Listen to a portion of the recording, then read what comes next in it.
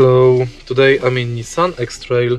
In this video I'll show you how to set tire pressure in instrument cluster display and how to calibrate it.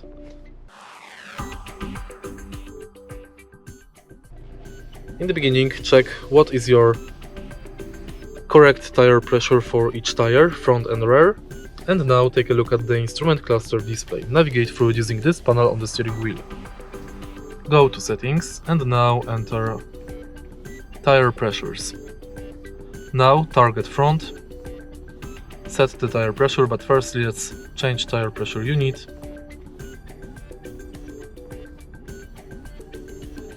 Target front and now target rear. Now you can calibrate. Start. And that's basically it. If you find this video helpful, please leave like, comment and subscribe.